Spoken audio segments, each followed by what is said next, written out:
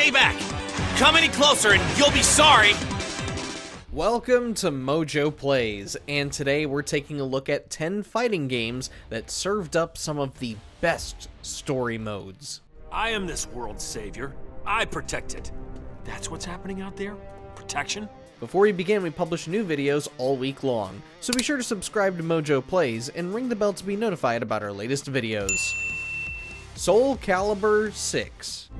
Suddenly, there appeared a ninja known as Taki, who rescued the wounded warrior. Taki defeated Cervantes in a battle to the death before carrying the injured Sofitia away. If you're somebody that values dungeon exploring with some RPG mechanics, then sure, you can't go wrong playing Soulcalibur 2. But Soulcalibur VI gets our respectful nod due to how it steered the series back in the right direction.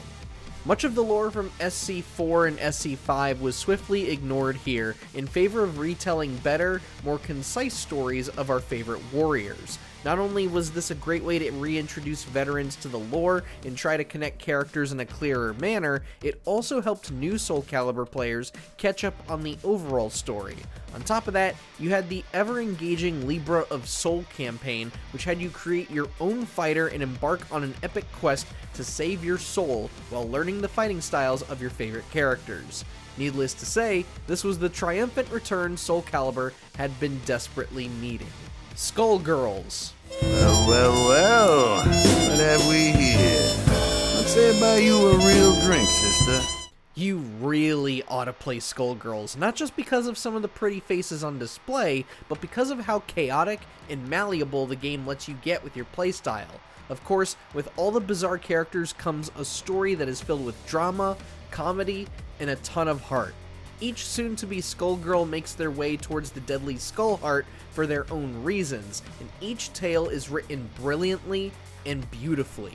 What's more is that all 4 of the DLC characters come with their own story mode campaigns and manage to match the same level of quality as the base roster. Though, if there are any characters you absolutely must experience, the best campaigns can be found in Parasol, Peacock, and Painwheel. Make it flashy, guys! Action! Dragon Ball Z Budokai Tenkaichi 2. What? His powers! Can Piccolo withstand this mysterious invader's monstrous onslaught? Even after all these years later, no other Dragon Ball fighting game has managed to match the level of quality as Budokai Tenkaichi 2 did. Sure, one could argue that it's only because it retells almost all of the DBZ storyline. That isn't wrong, but come on. This game not only covers DBZ all the way to GT, it also covers the Broly saga, Cooler's Revenge, the Tree of Might, Fusion Reborn, and even the history of Trunks and Bardock, the father of Goku. In other words, Budokai Tenkaichi 2 was everything you could ever want in a DBZ game. And that all goes without mentioning the unlockable what-if scenarios. What's wrong, Kakarot? You can do better than that! You looked better when you beat Nappa! Injustice, Gods Among Us. You drugged me! Made me... Lois, my son. First Krypton, now Metropolis. People you love tend to blow up, don't they? Once again, we have a fighting game that is more of an adaptation than an original work. We have seen DC storylines explore the idea of Superman turning evil, but that isn't what made Injustice so much more memorable than its sequel. It was the way each character was written, the kind of dialogue exchanged between them, and how it even managed to match the brutal nature of the more visceral Mortal Kombat games that NetherRealm Studios is known for. On top of that, it featured some fun mini-games in between fights that could benefit or penalize you before a fight, depending on how well you performed. It truly was one of the coolest and most captivating superhero games and fighting games that you could possibly play. Superman, we've broken their ranks. They're retreating. Good. Once they're pushed back, we'll need help with rescue and recovery. I'll break off a Legion as quickly as possible. Thanks, Diana. You always make it look easy. WWE 2K24. Here's your winner, and new WWE Intercontinental Champion, Rick the Dragon Steamboat! For the longest time, the WWE 2K series was in utter shambles when Yuke's was in charge of development, but ever since Visual Concepts took over, the series has been on the up and up, and 2K24 has been their best outing yet. The big reason for this is because of how much the game offers in its single-player modes, and it does so with flying colors. First, you have the usual campaign where you get to go through a superstar's historic matches, this case being Cody Rhodes. Then you have the My Rise campaign, where you create your own superstar, compete in their own career, experience their own story, and even affect their relationships with other superstars in and outside of the ring. But the main attraction in 2K24 was the Showcase campaign, which took players through 40 long years of WrestleMania history, from Hulk Hogan and Andre the Giant's bout to Steve Austin and The Rock's intense feud during the Attitude Era. This game was every wrestling fan's wet dream.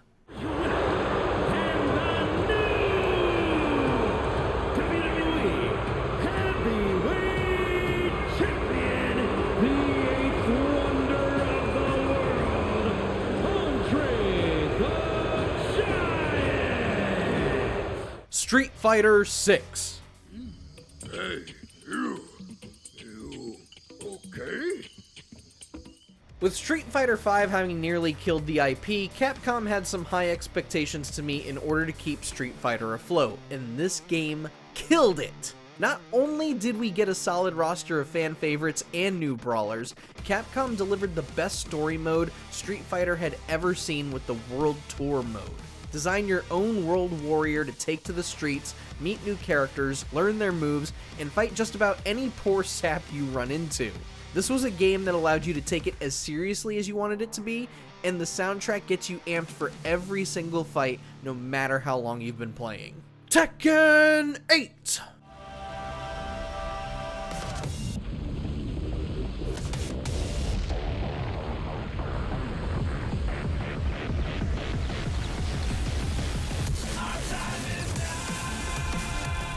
Though Tekken 7 explored some of the cinematic ideas left behind by another fighting game, Goliath, Tekken 8 took those ideas, incorporated its own DNA into them, and blew all of us out of the water.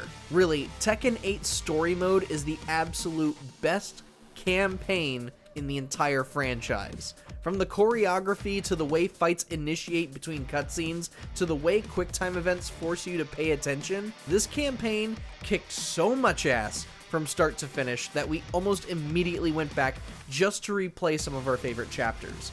And the unexpected return of Tekken Force mode, of all things.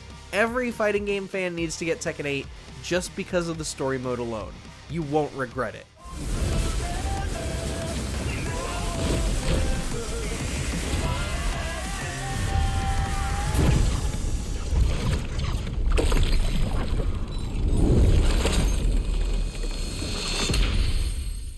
Super Smash Bros. Brawl.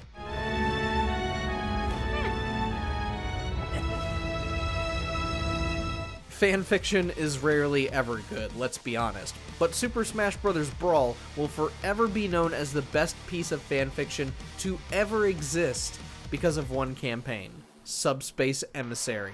Written by series creator Masahiro Sakurai and Final Fantasy writer Kazushige Nojima, the Subspace Emissary campaign told an epic story where a mysterious race begins sending corners of the world into an empty void, a subspace. Various Nintendo characters begin to team up to not only fight their own rivals, but also bring an end to this race of beings, and every single character interacts with each other in ways that you would expect while being goofy and serious when appropriate. It never comes off as corny or tryhard with its crossover, as every scenario feels perfect for the cast involved. Super Smash Bros. Ultimate tried to replicate this a bit with the World of Light campaign, but man, the time, effort, and passion poured into Subspace Emissary and its cutscenes is why people still go back and play Brawl.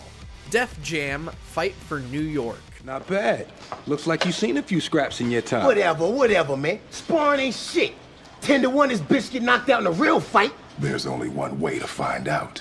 During the era that Def Jam was popular, fighting games weren't really known for having decent story modes. It was often the lowest priority, and it's what made Def Jam Fight for New York really stand out amongst the crowd, as it boasted an impeccable campaign. For starters, you had an insane amount of customization for your character here, but most of all, every fight felt like there was a true purpose in your character's development as they went from becoming a regular thug to a true king of the streets. On top of that, despite the sometimes outlandish nature of the game, the story has a ton of heart and it does get real a few times.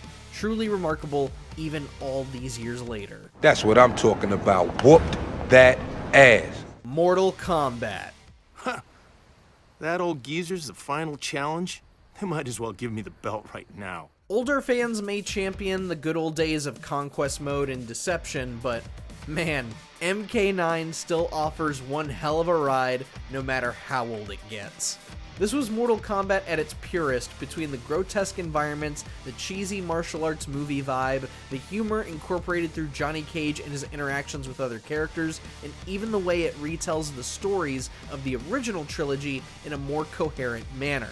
Plus, every character got their own chance to shine, with captivating moments from the first few matches of the tournament to Scorpion's climactic fight against Bihan.